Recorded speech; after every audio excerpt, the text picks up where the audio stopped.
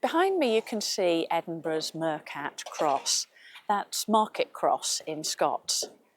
As well as being the marketplace of Old Edinburgh, this was also the civic hub of the city.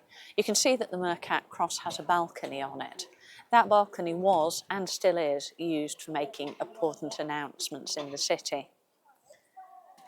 In 1688, King James VII of Scotland was deposed and fled the country. Between 1688 and 1759, James VII of Scotland, his son, James Francis Edward Stuart, and his grandson, Charles Edward Stuart, also known as Bonnie Prince Charlie, made various efforts to get the throne back for their branch of the family.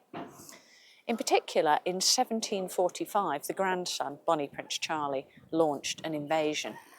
It was actually a relatively good time to be trying to invade, because in the meantime, the dynasty that had replaced Bonnie Prince Charlie, the Hanoverians, had got the country involved in the War of the Austrian Succession.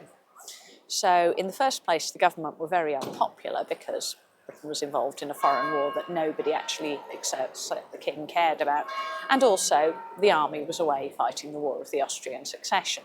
So initially, Bonnie Prince Charlie was doing pretty well. On September the 17th, 1745, he and his troops entered Edinburgh with no real opposition at all.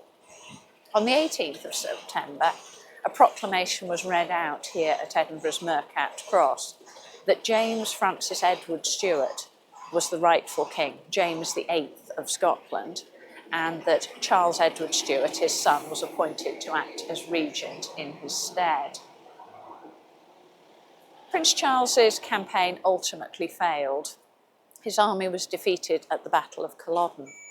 So on the following year, in June 1746, the standards of his defeated army were publicly burned here at the Mercat Cross by the city's executioner. The fact that this was done by the city's executioner tells you that this was intended as an execution. It's difficult to explain to a modern audience exactly how shocking that was to people at the time.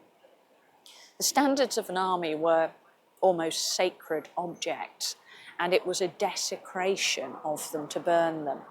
It was intended to kill even the memory of Bonnie Prince Charlie's cause, the Jacobite cause. In the end, though, it had exactly the opposite effect, because we're still here now talking about it.